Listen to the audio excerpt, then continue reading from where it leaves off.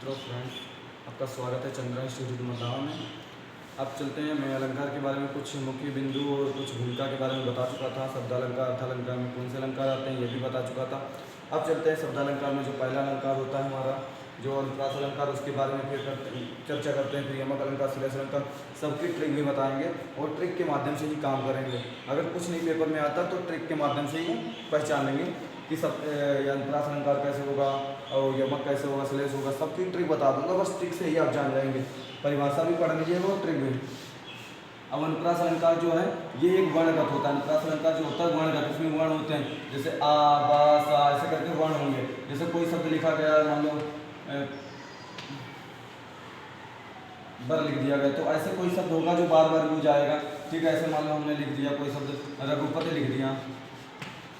अब मैंने कोई शब्द रघुपति लिख दिया तो इसमें रा जो है वो वर्ण है, तो ये वर्णगत है। एक शब्द जो यमक होगा वो शब्दगत होगा और वक्रो जो वाक्यगत होगा। तो इस प्रकार अलंकार जो है शब्दगत, वर्णगत, शब्दगत, वाक्यगत, इस तीन प्रकार से होते हैं। तो अनुप्रास को हम पढ़ते हैं अनुदंप्रास। अनुदंप्रास और अनुप्रास अलंकार के जो भेद होते हैं वो 5 भेद होते हैं। ये पेपर में आता है कि अनुप्रास अलंकार के कितने भेद होते हैं? 5। ये तो एग्जाम में 10th में नहीं पूछा जाता, ना 11th में ना 12th में, पर बुक में उनके दिए हैं कि जिसमें बच्चों को ज्ञात हो जाए कि पेपर में है या नहीं है। इसीलिए कभी कभी पूछ लेते हैं कि ऐसे मतलब कई अलंकार पूछ ले अनुप्रास, अनुप्रास, ऐसे मतलब इन्हीं के भेद हैं ये सब। तो 5 भेद के बारे में बता दूंगा।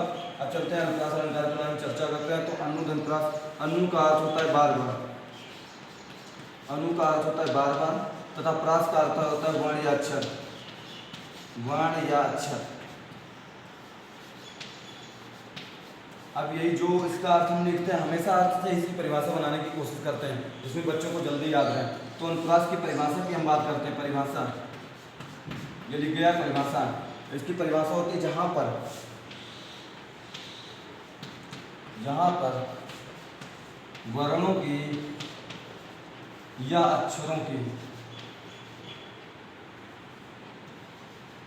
वर्णों की या अक्षरों की आवृत्ति बार बार हो, ये पेपर में इतनी बार मतलब इसकी परिभाषा आई हुई रिकॉर्ड तोड़, मतलब प्रतियोगी परीक्षाओं में। मैं तो देखता रहता हूँ ना, प्रतियोगी परीक्षाएं कोई होती हैं तो किस एग्जाम में कौन सा क्वेश्चन आया ये मैं सब देखता रहता हूँ। ठीक है, अब अथवा करके ऐसी परिभाषा को लिख सकते हैं। समान वर्णों की, ये भी लिख सकते हैं, दोनों सही है। ये जहाँ पर वर्णों या अक्षरों की या लिखा, ठीक है, मान लीजिए वर्णों या अक्षरों की आवृत्ति बार बार और वहाँ अनुप्रास अलंकार होता है। अथवा करके समान वर्णों के बार बार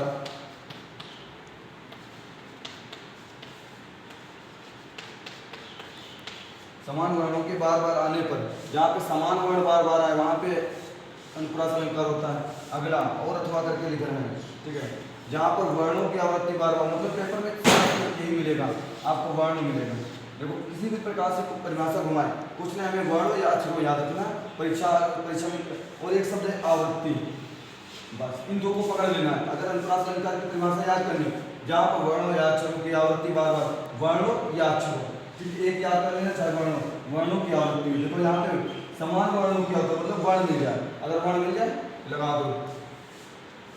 तो अब चलते हैं इसके एग्जाम्पल्स पे बात करते हैं। इसका एग्जाम्पल्स उदाहरण, एक उदाहरण लेते हैं, बहुत चर्चित उदाहरण। रघुपति राघव राजा राम, रघुपति राघव राजा राम, रघुपति राघव राजा राम, पतित पावन सीताराम, पतित पावन सीताराम।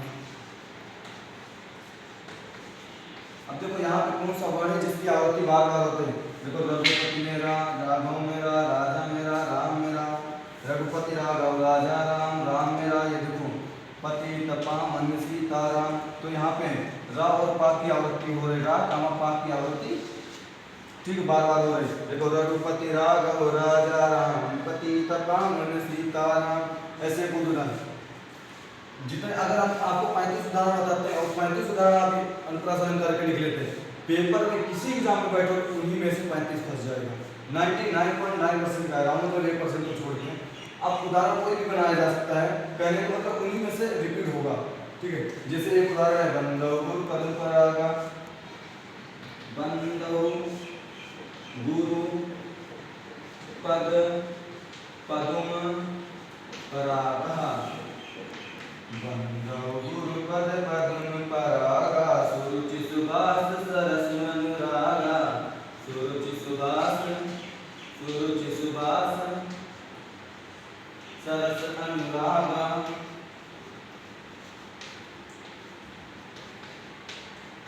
ये दो उदाहरण तो मैंने बता दिए, रघुपति राघव राजा राम पतित पावन सीता राम, बंधो गुरु पदम परागा, सुरुचि सुभाष सरस अनुरागा। अब इसमें देखो, जैसे कोई वर्ड होगा, कौन दा वर्ड है, दा दा और दा, ये देखो दा वर्ड की आवृत्ति बार बार आ गई। और कौन सा मिल रहा है, पा पा और पा की आवृत्ति मिल गई बार बार, दा और पा मिल गया।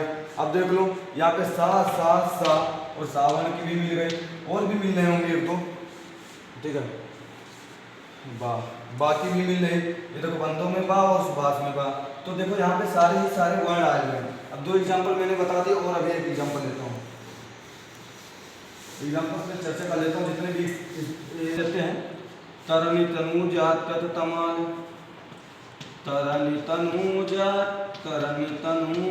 तत तमाल, तत तमाल, तरुवर बहुछाए, तरुवर बहुछाए, तरनी तनुजा तत तमाल, तरुवर बहुछाए। ये उदाहरण, मैया मोई में माखन खाई, एक एग्जाम्पल से।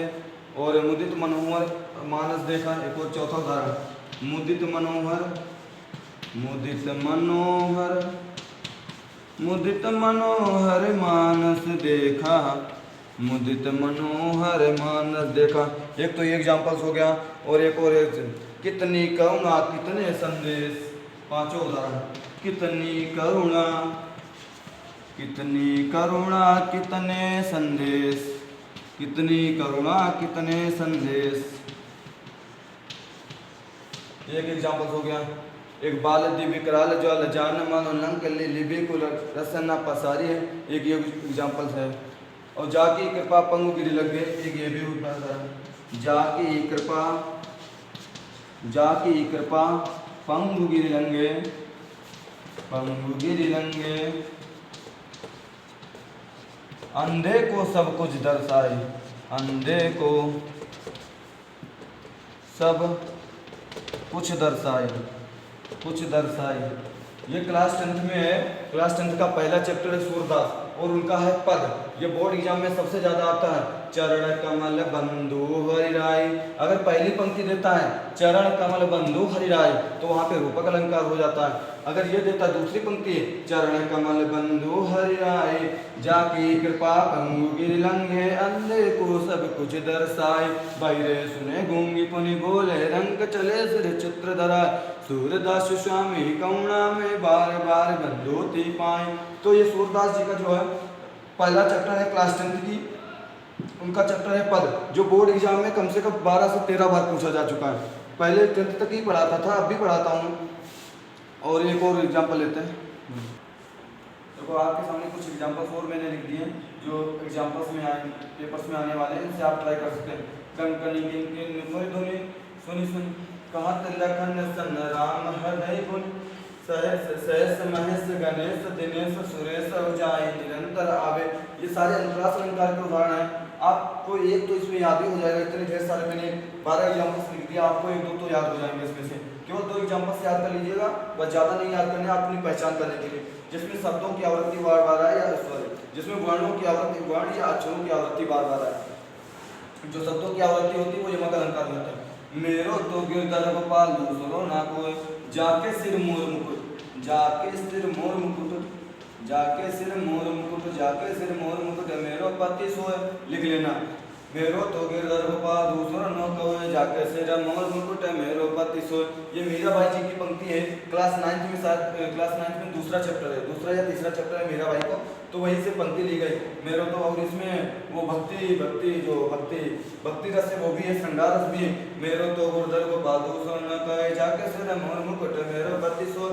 चार चंद्र के चंचल किरणें खेल रही है जल थल में। इसमें चा वर्ण की आवृत्ति बार बार, इसमें सा वर्ण की, इसमें का वर्ण की हो रही। बस है मेरे नैनन में नंदलाल, ये भी वहीं से पंक्ति है। बस है मेरे नैनन में नंदलाल मोर मुकुट मकराकृत कुंडल अरुण किरण दिए भार। अगला घूरी घूरी भेदभाव भूमि से भगा दिया। ऐसे वो ढेर सारे बाल देवी कराल विकार ज्वाल जान मालो नंकली लिबिको रसन पसारिए। तो एक ये भी जान, ऐसे और भी ढेर सारे उदाहरण हैं। अगर आपको एग्जाम्पल्स इसके चाहिए, नोट्स चाहिए, तो आप कमेंट करना और आपको भेज देंगे, अपना व्हाट्सएप नंबर सेंड करना और आपके व्हाट्सएप पे भेज देंगे।